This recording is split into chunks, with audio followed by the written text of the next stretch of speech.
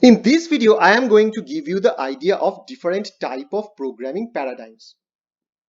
Well, in this course, I am not going into the detail of different types of programming paradigm, but just want to give you the idea that, all right, there are different types of programming possible to solve different types of problems.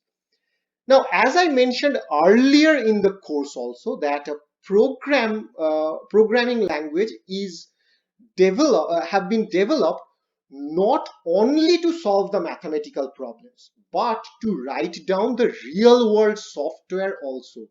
And in order to better represent that real world, there are different types of programming possible.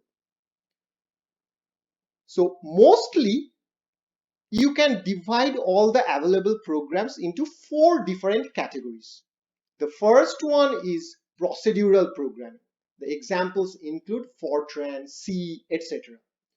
These types of program are the most fundamental one and the most ancient one, you can say, and those were developed to solve the mathematical problem step by step. In fact, whatever we have done in this course, they are mostly like procedural programming. The second type of programming language is object-oriented programming. Examples include C++, Java, C#, etc.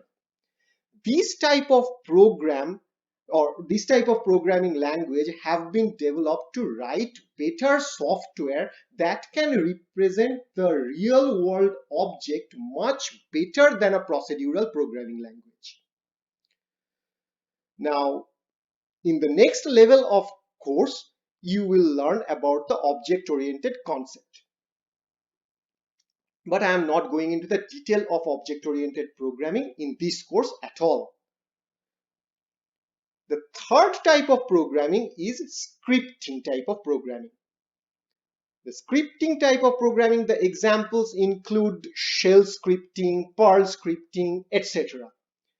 These type of programming are very easy to develop.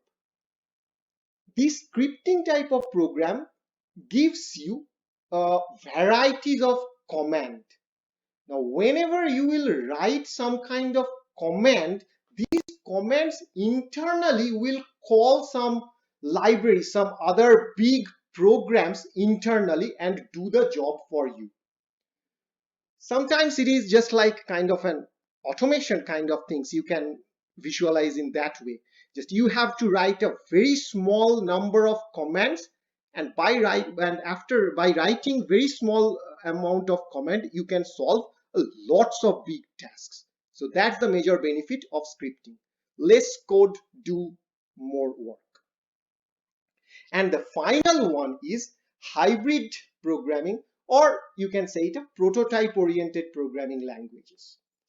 And these type of hybrid programming basically accumulate the benefit of both scripting and object-oriented programming.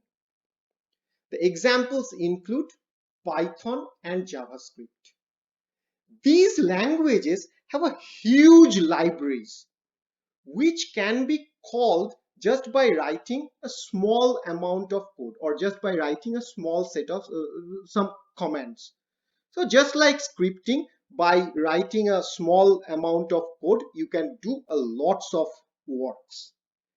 Also, this type of language supports object-oriented features which can represent the real world object much better. So because of these two facilities, these type of hybrid programming languages are getting more popularities day by day. As a matter of fact, according to the GitHub indexing, this Python and JavaScript are the most popular language nowadays.